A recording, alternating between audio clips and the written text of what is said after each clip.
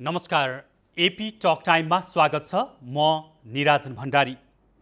सत्तारूढ दल Nepal communist party नेकपा भित्रको विवाद अहिले जग जाहेरै छ। विवाद भित्रभित्र भुसको आगो जस्तो सल्किँदै गइरहेको बेला अहिले भने सतहमा आइसकेको छ र सबैले बुझिसकेका छन् नेकपा भित्रको अन्तर्द्वन्द विवाद।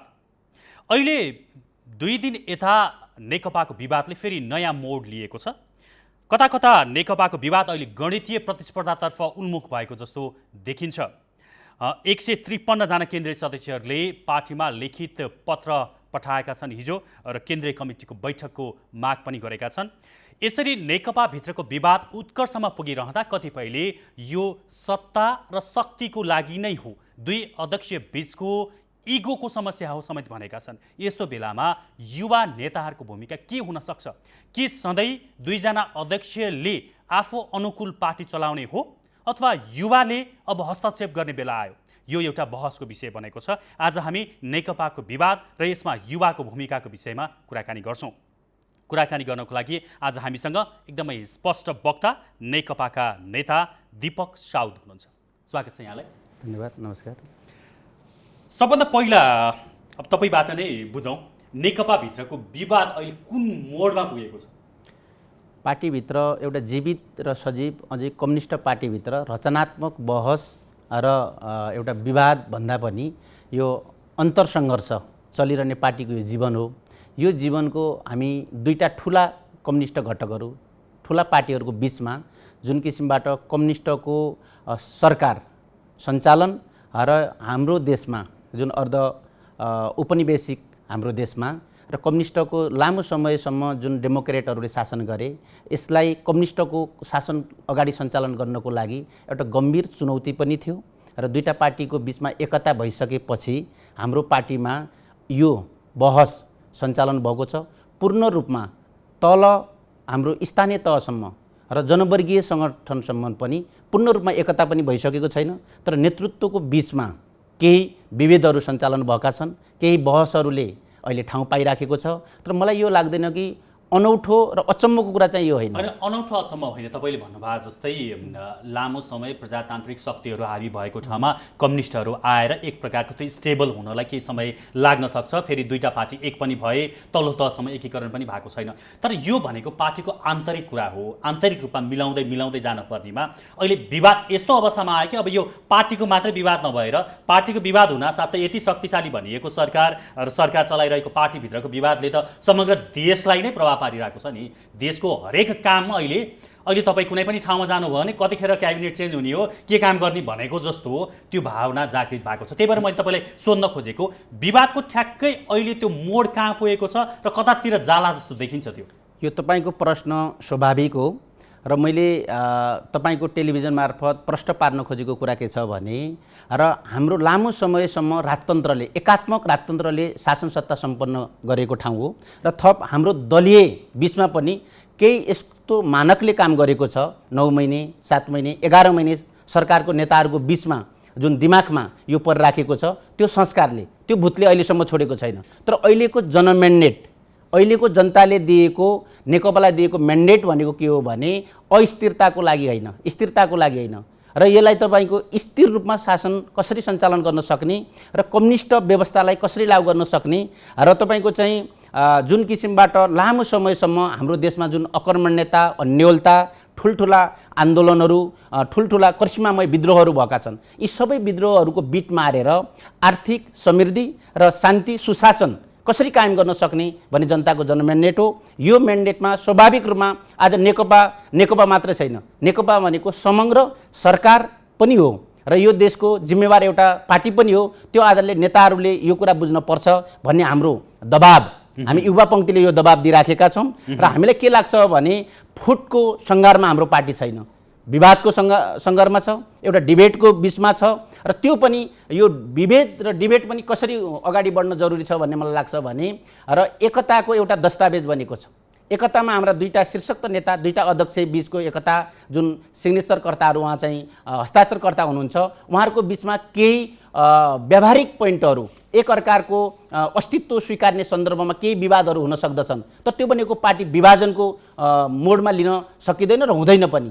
र दुईटै अध्यक्षको बिचमा मन माझेर छलफल गरेर एकताको जुन स्पिरिट, एकता जुन उद्देश्यका साथ भएको हो, त्यो उद्देश्यका साथ अहिले एकता गरेर अगाडि बढ्नुपर्छ भन्ने हाम्रो मान्यता हो। र जस्तो अहिले तपाईँले अहिले भन्नुभयो पार्टी फुटको सङ्घारमा छैन, केही त्यहाँ बिचमा मनमुटाव हुन सक्छन्, त्यो पनि विभिन्न प्रकारका हुन सक्छन्, त्यसलाई मिलाउने हो।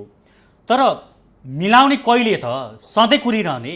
तपाईँहरू चाहिँ उदाहरण छ, अब बैठक डाकिएको कहिले? स्थायी कमिटी बैठक कति पटक तपाईँहरूको स्थगित भइसक्यो, पटक पटक पटक स्थगित हुँदै आइरहेको छ। यो किन स्थगित भयो भन्दा दुई अध्यक्षबीच बस्नुहोस्, छलफल गर्नुहोस् र एउटा सर्वमान्य ढाँचा ल्याउनुहोस् पार्टी अगाडि बढाउनलाई भन्ने नै हो नि। त्यसको लागि समय दिनुभयो, तर त्यो त धेरै नै गुज्रिसक्यो त, त्यो त अहिले त नयाँ मोडमै गइसक्यो त। तपाईँको प्रश्न मैले बुझेँ। जनताले दिएको जनमत र नेताहरूमा अहिले परेको जुन प्रश्नहरूको बिचमा अन्तर्विरोध सिर्जना भएर नै यो परिस्थिति आएको हो। जनताले दिएको जनमत स्थायी सरकारको लागि, आर्थिक समृद्धिको लागि, सुशासनको लागि र देशको कायापटल जुन किसिमको नयाँ ढङ्गबाट देशको आर्थिक समृद्धिको लागि दिएको जनमत हो। र नेताहरूमा कहिलेकाहीँ र सत्ता सङ्घर्षको बिचमा, पावर पोइन्टको बिचमा र तपाईँको कुर्सी मोहको बिचमा एकाध प्रश्नहरू पुरानो शैलीबाट उठ्न सक्दछन्।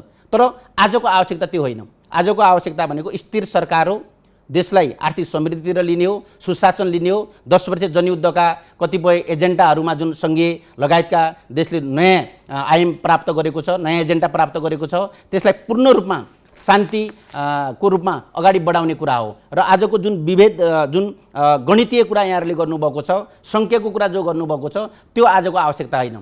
आजको आवश्यकता नभए पनि अब दुईजना बीच एक प्रकारको टकराव, तसँग धेरै मान्छे छन् कि मसँग धेरै मान्छे छन् भन्ने कुरा प्रत्यक्ष बोलेर नभए पनि त्यो त देखिन्छ।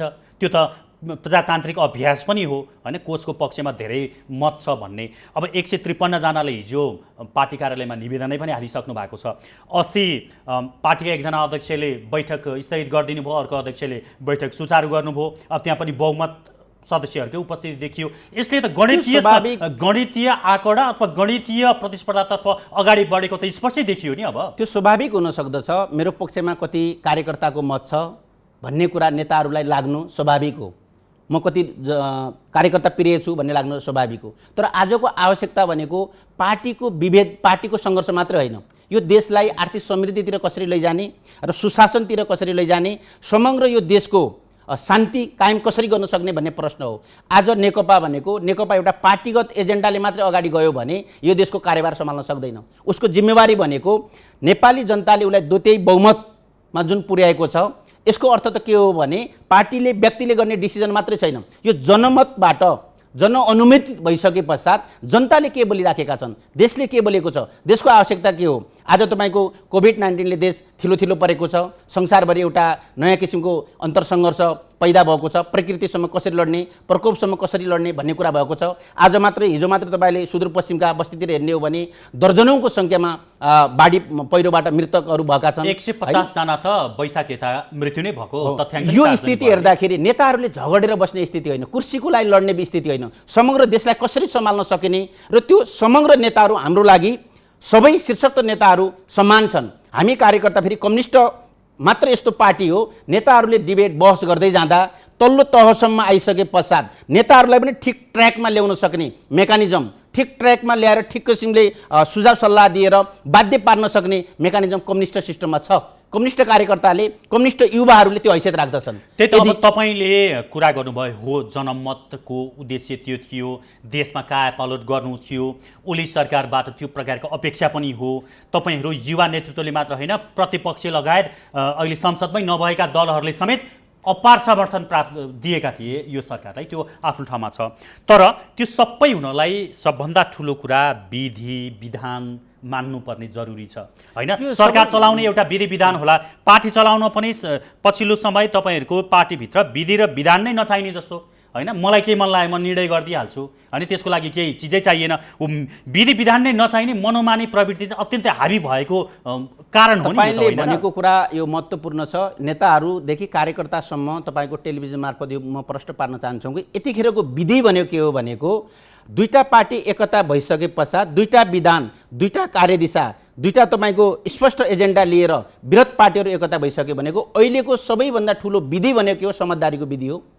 सबैभन्दा ठुलो विधान भनेको के हो भने दुईटै समझदारीको बिचमा एक अर्काको अस्तित्वलाई स्वीकार गरेर देशलाई हाँक्ने विधि नै अहिलेको विधान हो। पार्टीभित्रमा हामीले एउटा सङ्कलनकालीन विधान, अन्तरिम विधान जारी भएको छ। त्यसले तपाईँको महाधिवेशनसम्म जाँदा दुईटै अध्यक्ष, दुई हस्ताक्षरकर्ताहरू सामूहिक रूपमा एक अर्काको एउटी आउने समस्यालाई एक अर्काको बिचमा छलफल गरेर बहस गरेर समाधान गर्ने एक गणितीय कुरा विधानमा छैन।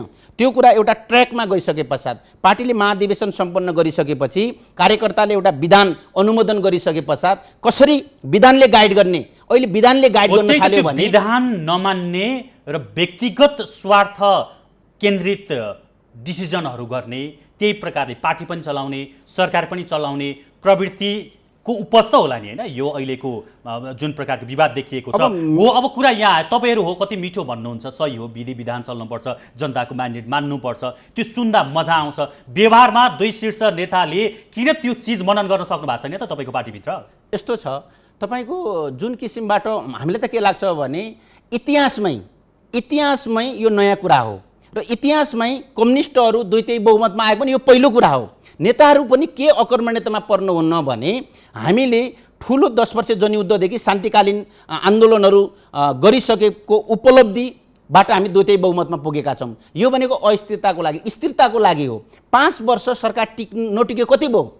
यदि कम्युनिस्ट ले नेतृत्व गरेको आज दुईटा अध्यक्ष मध्ये केपी शर्मा ओलीले नेतृत्व सरकारको गर्नुभएको छ। पार्टी अध्यक्ष, दुईजना पार्टी अध्यक्ष हुन्छ, कार्यकारिणी अधिकार सहितको अध्यक्ष कमरेड प्रचण्ड हुनुहुन्छ। र यी मिलेर जाने भनेको के हो भने जनताको आवश्यकता र जनताको अभिमतलाई आधार मानेर मिलेर जाने हो। यहाँ कुनै तपाईँको चाहिँ अर्को ढङ्गबाट खेलेर हामी जान खोज्यौँ र अरू ढङ्गबाट प्रभावित हुन खोज्यौँ भने आजको जनताले दिएको जनमैन्डेटको उल्लङ्घन हुन्छ, त्यसको समर्थन हुन सक्दैन। भइराको छ उल्लङ्घन, हालैको दिनमा इतिहासमा हैन भइराको छ। मैले तपाईलाई भन्न खोजेको कुरा के छ तपाईको टेलिभिजन मार्फत भने इतिहासमा सबभन्दा ठुला गरिमामय, सबभन्दा ठुला चुनौतीपूर्ण, सबैभन्दा ठुला रेकर्डेबल एजेन्डा कुनै सरकारले गरेको छ नि यो सरकारले गरेको छ। किन हामीले संहिताको कुरा, कार्यान्वयनको कुराहरू गरौँ, हामीले तपाईको हाम्रो भौगोलिक संरचनाको जुन मित्र राष्ट्रबाट जुन एजेन्डा उठाउने कुराहरू हामी गरौँ, यी सबै कुराहरू गर्दाखेरि इतिहासको एउटा चुनौतीपूर्ण र मान्छेले यसरी सोचिराखेको थिएन होला। मान्छेले अरूको आदेशमा, अरूको प्रलोभनमा परेर सरकार त अडिग छ, अगाडि बढिराखेको छ। यो देखेर कतै कोही अरू शक्तिको डहाबाट प्रेरित छ कि? र यसको मतलब मैले कुनै नेताहरूलाई आक्षेप लगाउन खोजेको होइन। मतलब तपाईले नेता अथवा कुनै शक्ति भन्नु भए पनि त्यो त जग जाहेरै छ नि। अब सबै यति शक्तिशाली सरकार गठन गर्दै जनताले मत दिए, तिमीहरू प्रतिपक्षमा बस, तिमीहरू सरकार चलाऊ, यसरी अगाडि बढ भनेर स्पष्ट हुँदै अब यो प्रकारको गन्जागोल आउनु भनेको त कसैले त्यहाँ स्वार्थ अनुरूप खेलेकै छ। तपाईहरुकै नेताहरू कसैलाई उचालेको छ, उसलाई यो भनेको छ, उसलाई गरेर यो भनेको छ, त्यसकै उपज त त्यो त प्रश्नै देखिन्छ नि।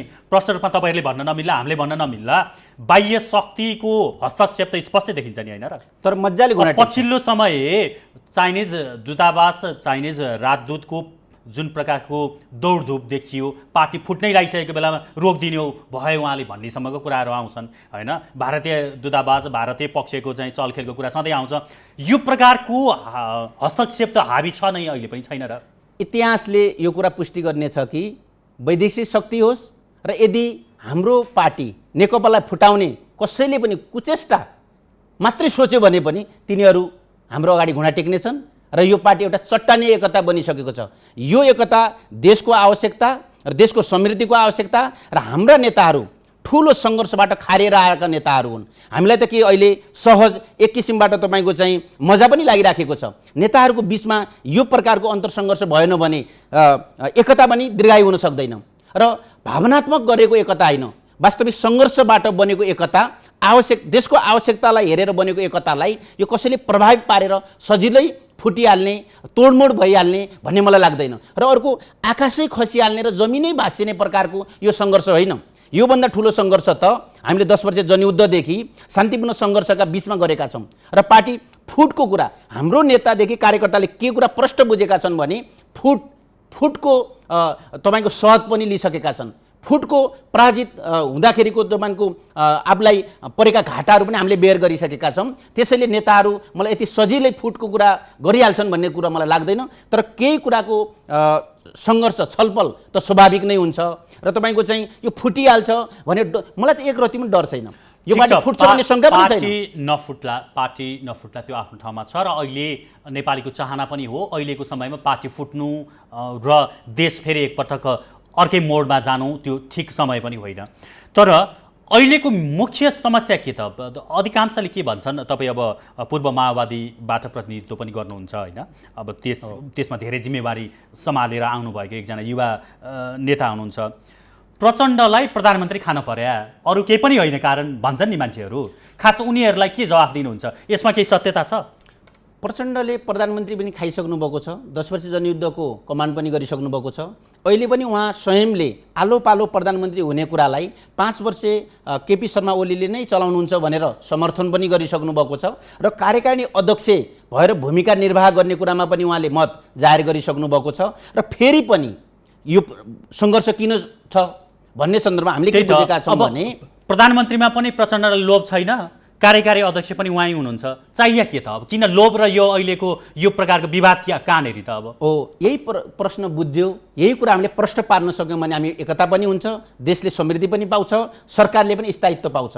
यो प्रश्न के हो मेरो आफ्नो बुझाइमा भने केही खेल्ने पक्षहरूले खेलिराखेको होलान् र खेल्ने कुराहरूलाई हामीले ठिक समयमै पहिचान गरेर छुट्याएर राख्न सक्यौँ भने र अहिलेको आवश्यकता भनेको देशको समृद्धिको आवश्यकता हो।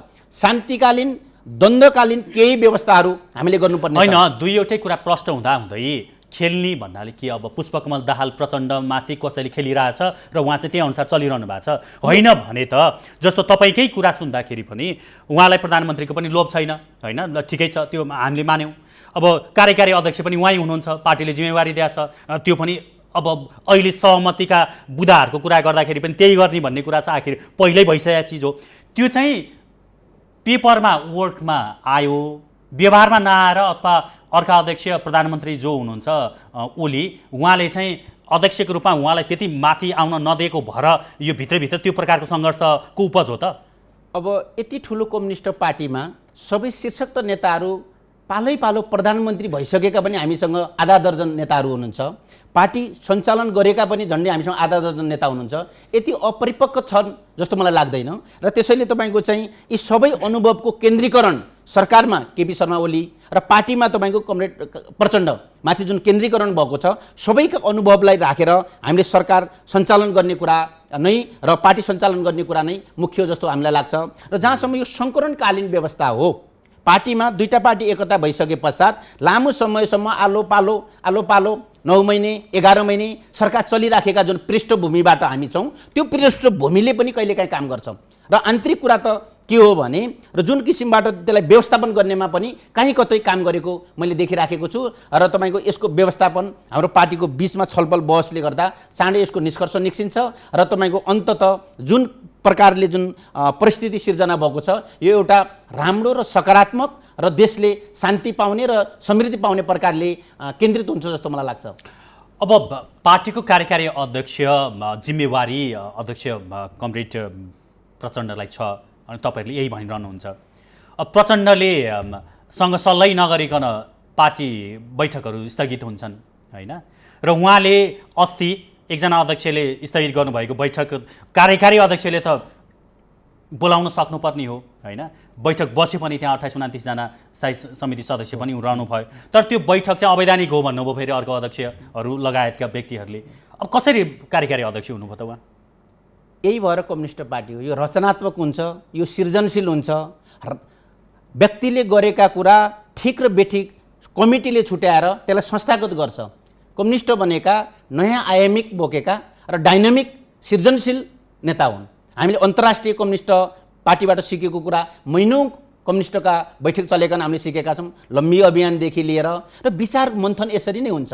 किन हामीले यो देशमा कम्युनिस्ट शासन स्थापित गर्न छ र नयाँ ढङ्गबाट जान छ र नेताहरूको बिचमा पनि कहिलेकाहीँ यी मतभेदहरू हुन्छन्। यी मतभेदहरूलाई व्यवस्थित गर्नको लागि यस्ता प्रश्नहरू आउने गर्छन् र यसको समाधान भएर जान्छ। अब ठिक छ, तपाईँको कुरा हामीले मान्यौँ, सुन्यौँ, बुझ्यौँ, तर यहाँ के छ भने अहिले यस्तो अवस्था छ, कोभिडको यस्तो धेरै समस्या छ, लकडाउनकै बिचमा तपाईँहरूको पार्टीभित्र यो प्रकारको विवाद आयो, त्यसको प्रत्यक्ष अप्रत्यक्ष प्रभाव त देशलाई परिहाल्छ, सरकारलाई परिहाल्छ। काठमाडौँमा यत्रो धेरै सन्तास फैलिरहेको छ, हरेक ठाउँ नगरपालिका जिल्लाहरूले आफ्नै प्रकारको निषेधाज्ञा जारी गरिरहेका छन्, टेस्ट बढाउनुपर्छ भनेर कोही अहिले आमरण अनसनमा बसिरहेका छन् कोही समूह। यसरी देशलाई अर्कै दिशातिर लानुपर्ने समयमा पार्टीभित्रको आन्तरिक द्वन्द्वले गर्दा त्यो पनि 1 हप्ता 10 दिन होइन, महिनौँ लम्बिसक्यो। 2 जना पार्टी अध्यक्ष बसेर समाधान नहुने जस्तै देखिसक्यो। हो अबको बाटो के हुन्छ के?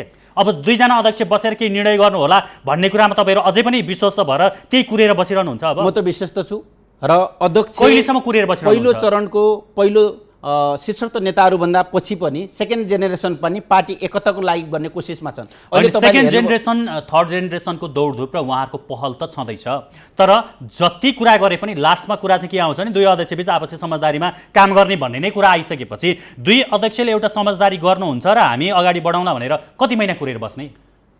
यो धेरै दिन लाग्दैन, धेरै महिना पनि लाग्दैन, यसले केही हप्ताभित्रै यसले आकार गर्छ। र सेकेन्ड जेनेरेसनको नेतृत्व पनि तपाईँले हेर्नुभयो भने यो बेलाको अन्तरसङ्घर्ष बडा गजबको रोचक र एउटा सकारात्मक भएको छ। तपाईँले हेर्नुभयो भने पूर्व पार्टीहरू छुट्टिएका छैनन्, पूर्व एमालेको पनि र प्रचण्डतिर नजिक हुनुहुन्छ, पूर्व माओवादीको पनि केपी कमरेडतिर नजिक हुनुहुन्छ। यो भनेको पार्टी एकतालाई मजबुत बनाउने एउटा अभियानमा सेकेन्ड जेनेरेसनको नेताहरू लागिरहनु भएको छ। सरकारभित्रको मन्त्रीहरू पनि र तपाईँको चाहिँ दुईटै अध्यक्षलाई कसरी सकारात्मक रूपमा एक ठाउँमा ल्याएर फेरि हामीले गरेको कम्युनिस्ट एकतालाई दिगो बनाउने भन्ने अभियानमा हुनुहुन्छ।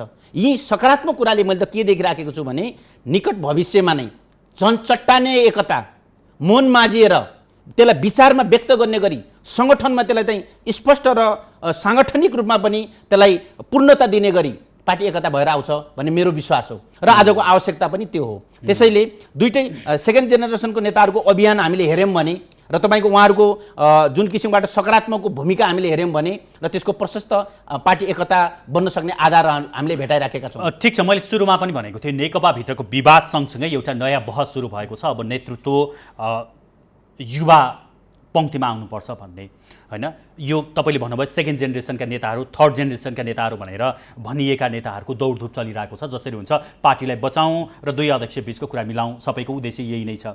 तर यही बिचमा 2 जना अध्यक्ष जो प्रधानमन्त्री पनि भइसक्नु भएको छ, पार्टी अध्यक्ष पनि भइसक्नु भएको छ, उहाँहरूकै शक्ति यता बढी हुने कि यता बढी हुने भने त्यो तुलो जोखेर कति बसिरहने? उहाँहरूलाई तपाईँहरू अब बस्नुहोस् हामी आउँछौँ भनेर यही बेला नेतृत्वले भन्ने कि नभन्ने? अब त युवा पुस्ताले भन्ने कि नभन्ने नेतृत्व? यो महत्त्वपूर्ण प्रश्न हो। अहिले तुलो जोख्ने बेला होइन, सङ्ख्या पुर्याएर एक अर्कालाई डोमिनेट गर्ने बेला होइन। अहिले तपाईँको देखिन त त्यही नै देखिन्छ नि, अब देखिन त त्यही दिशातर्फ त गइसकेको छ। बहुमत र अल्पमत छुट्याउने बेला होइन। बहुमत र अल्पमतको हामीसँग म्यान्डेट छैन। एकताको म्यान्डेट के हो भने सहकार्य गरेर र सल्लाहको बिचबाट निष्कर्ष निकालेर पहिलो र हामीले महाधिवेशनसम्म पुग्ने हो। त्यो महाधिवेशनबाट जुन जनताबाट अनुमोदित भएको कार्यकर्ता र कार्यकर्ताबाट अनुमोदित भएको नेताहरूले जुन एउटा रूप धारण गर्छ, एकल अध्यक्षको जुन त्यो आकार ग्रहण गर्छ, त्यो पछिको बहुमत र अल्पमत र अहिले बहुमत र अल्पमतबाट हामी जानु हुँदैन। ठिक छ, त्यो जान हुँदैन, तर पनि कता कता अब म शक्तिशाली भन्नेमा त्यो सङ्ख्याको कुरा पनि आउँछ, त्यो आफ्नो ठाउँमा छँदैछ। अहिले मेरो जिज्ञासा चाहिँ के हो भने युवाहरूले यही बेलामा नेताहरूलाई गतिलो जवाफ दिने कि नदिने? तपाईँहरू अब दिनुपर्छ, बाहिर निस्किनुहोस्, हामी आउँछौँ, तपाईँहरू यसरी आन्तरिक कलहमा सधैँ परिरहनुहुन्छ भने हामी आउँछौँ, तपाईँहरू त्यहाँबाट त्यो कुर्सी छोड्नुहोस्, तपाईँहरू तल आउनुहोस् भन्ने हैसियत त्यो लाकत युवा नेताहरूले राख्ने कि नराख्ने? यदि राख्ने हो भने त्यो आन्तरिक रूपमा मात्रै सीमित राख्ने कि साँच्चै व्यवहारमै लागू गर्ने? कम्युनिस्ट एउटा एजेन्डाबाट नेतृत्व हुने कुरा हो, आन्दोलनबाट कम्युनिस्टको नेतृत्व चयन हुने कुरा हो, सङ्कटको बिचबाट कम्युनिस्टको नेतृत्व चयन हुने हो। अब सेकेन्ड जेनेरेसनको पनि एउटा परीक्षणको हो। सेकेन्ड जेनेरेसनको नेताहरूलाई पनि ठुलो परीक्षा छ, अग्नि परीक्षा छ। यस्तो बेला यो सङ्कटको बेला पार्टीलाई ठिक ढङ्गबाट ह्यान्डल गर्न सक्छ कि सक्दैन? एकाङ्गी भएर फेरि दुईटै अध्यक्षको गुटमा लागेर फेरि विभक्त हुन्छन् कि र दुईटै अध्यक्षलाई शान्ति जुन एकतामा बाँधेको जुन सूत्रमा ल्याएर बाध्य पारेर तपाईँको पार्टीलाई अगाडि बढाउनेतिर जान्छन्? जनताले चाहेको त एकता छ, जनताले चाहेको शान्ति छ, जनताले चाहेको समृद्धि छ, पार्टी कार्यकर्ताले चाहेको एकता छ। पार्टी कार्यकर्ता र जनताको मत बिना र कुनै पनि नेताले अगाडि गएर त्यो नेता त सीमित व्यक्ति हुन जान्छ। नेता हुनको लागि त जनताबाट अनुमोदित र कार्यकर्ताबाट अनुमोदित र अहिलेको एजेन्डालाई तपाईँको ठिक ढङ्गबाट ट्र्याक गर्न सक्ने र त्यसलाई लिड गर्न सक्ने नेता हुन्छ। र सेकेन्ड जेनेरेसनबाट नेता छानिने बेला पनि यही हो र एउटा परीक्षण छ। यो परीक्षण हामीले हेरिराखेका छौँ र कार्यकर्ताले नजिकबाट निहालिराखेका छन् र अबको नेता को हुन सक्दछ अथवा सेकेन्ड जेनेरेसनलाई ले पनि कुन भूमिका लिएको छ। सबैका भूमिकाहरू आज प्रष्ट छन् र गुटगत कुराहरू टेलिभिजनमा होस् पत्रपत्रिकामा होस् र कार्यकर्ताको बिचमा राखेका कुराहरू त्यो त कार्यकर्ताले बुझिराखेका छन्। भोलि महाधिवेशनमा जाँदा त कार्यकर्ताले त त्यो मनोविज्ञानको आधारमा अनुमोदित गराउने कुरा हुन्छ। त्यसैले सेकेन्ड जेनेरेसनको नेतृत्व टिम पार्टी एकताको पक्षमा छ र पार्टी एकता गराएर छोड्नुहुन्छ र यसलाई चाहिँ दीर्घायु रूपमा लिनुहुन्छ भन्ने मलाई लाग्छ। जस्तो नेकपाको विधानको धारा 59 को उपधारा 4 मा के लेखिएको रहेछ भने कुल सङ्ख्याको 25% केन्द्रीय सदस्यले बैठक माग गरेको खण्डमा 1 महिनाभित्र केन्द्रीय कमिटीको बैठक बोलाउनुपर्छ भनेर लेखिएको रहेछ। अब हिजो 153 जना जतिले यो दर्ता गराउनु भएको छ, माग गर्नु भएको छ। अब तपाईँलाई के लाग्छ, केन्द्रीय कमिटीको बैठक बसेर एउटा टुङ्गो लाग्छ अथवा त्योभन्दा पहिला स्थायी कमिटी बैठकै बस्छ अथवा सचिवालय बैठक बसेर केही निर्णय गर्ला? अब अहिले सरसर्ती हेर्दा त चाहे त्यो स्थायी कमिटी होस्, केन्द्रीय समिति होस्, तपाईँहरू हुनुभएको प्रदेशको समिति नै किन नहोस्, सबै निष्क्रिय छन्। दुईजना नेताले के बोल्नुहुन्छ त्यो नै कानुन जस्तो, त्यो नै अन्तिम निर्णय जस्तो देखिएको छ। अब जुन यो मैले तपाईँलाई भने धाराको कुरा पनि गरेँ र 153 जना केन्द्रीय सदस्यको माग पनि छ, यसपछि कतातिर जान्छ यो विवाद? अब यो स्वाभाविक हो। तपाईँले भने जस्तो दुईजना अध्यक्षको बिचमा केही मतान्तर भइसके पश्चात सचिवालयको बैठक बस्ने, त्यसपछि केन्द्रीय कमिटीको बैठक, स्थायी कमिटीको बस्ने र केन्द्रीय कमिटीको बस्ने हुँदा प्रदेशको बस्ला र अन्तत घुम्ने यो चक्र कसरी घुम्छ भने बहसको कुरा अहिले कुनै एजेन्डा लिएर, कुनै दस्तावेज लिएर, कुनै फरक मत लिएर पार्टीको बिचमा विभेद छैन, हामीले देखेका छैनौँ। त्यसैले माथिबाट तलसम्म एकचोटि छलफल बहस हुँदै आउने, फेरि अन्तत तलबाट पनि छलफल बहस हुँदै दुईटा अध्यक्षकै बिचमा जाने हो। आखिर समाधान त दुईटै अध्यक्ष, गाइड गर्ने त दुईटै अध्यक्षले नै हो, संश्लेषण गर्ने त दुईटै अध्यक्षले नै हो। होला त यो टाइम लाग्ला, छलफल होला, सबै कार्यकर्ताको विचार मन्थनहरू हुन्छ, तर अन्तत दुईटा पार्टी एकताका तपाईँको हस्ताक्षरकर्ताको बिचमा नै एकता हुन्छ र महाधिवेशनसम्म यो पार्टी जान्छ र छलफल बहस हुँदै गर्छ। सरकार पनि चलिरहन्छ, पार्टीको बिचमा यो किसिमको एउटा बहस पनि चलिरहन्छ र यी बहसलाई लिएर विचार पार्टीमा त स्पष्ट विचार, कुन विचारबाट गाइड गर्ने, पार्टी निर्देशित हुने, साङ्गठनिक संरचना के रहने। ठिकै छ, हामी अन्त्यमा छौँ। अब यो त सबै भइहाल्यो कुरा, सँगसँगै अब त के भयो भनेदेखि लिखित रूपमा पत्र गइसकेको छ केन्द्रीय सदस्यहरूको। अब के हुन्छ, बैठक डाक्नु होला कि फेरि अध्यक्षज्यूले यस्ता खालका विधि विधान त कतिचोटि मिचियो फेरि पनि मिचिएर त्यो बैठकै बस्दैन र यही हिसाबमा अगाडि बढ्छ? पार्टीको बैठक हुनु अस्वाभाविक स्वाभाविक हुन्छ। पार्टीको बैठकहरू हुन्छन्, सबै सङ्गठनका बैठकहरू हुन्छन् र त्यो तपाईँको लिखित माग गरे पनि हुन्छन्, माग नगरे पनि हुन्छन्। पार्टीमा त तपाईँको बैठक छलफलबाट नयाँ कार्यदिशा बन्ने कुरा, कार्यक्रम बन्ने कुरा स्वाभाविक हो। पार्टीका बैठकहरू लिखित भए पनि नगरे। अन्त्यमा जहाँ जाँदै तपाईँले भनिदिनुहोस् कि यो प्रकारको जुन विवाद देखिएको छ र यसले एक प्रकारको यो लथालिङ्ग एउटा गाँठो जस्तो समग्र देशमै देखा परिरहेको छ, यो कति जति समयमा खुल्ला? यो चाँडै खुल्छ र सन्निकट भविष्यमा यसको प्रज्वलित भएर आउँछ र तपाईँको चाहिँ कार्यकर्ता र जनताले निराश हुनुपर्ने वातावरण बन्दैन। झन् चट्टाने एकता भएर हाम्रो पार्टी जान्छ र शान्ति समृद्धिको लागि सरकार अगाडि बढ्छ जस्तो मलाई लाग्छ। हुन्छ, हाम्रो समय सकिएको छ। यहाँको समय र विचारको लागि म AP1 टेलिभिजनको तर्फबाट धेरै धन्यवाद दिन चाहन्छु। यहाँलाई पनि धेरै धेरै धन्यवाद। दर्शकवृन्द, आज हामीले सत्तारूढ दल नेपाल कम्युनिस्ट पार्टी नेकपाभित्र देखिएको विवादको विषयमा कुराकानी गऱ्यौँ, साथमा युवा नेताहरूको भूमिकाको विषयवस्तु पनि हामीले समेट्यौँ। आजका हाम्रा अतिथि हुनुहुन्थ्यो नेकपाका नेता दीपक साउ। उहाँ लगायत तपाईँ सम्पूर्ण दर्शक महानुभावलाई फेरि एकपटक धन्यवाद व्यक्त गर्दै AP टक टाइमबाट हामी सबै बिदा हुन्छौँ। नमस्कार।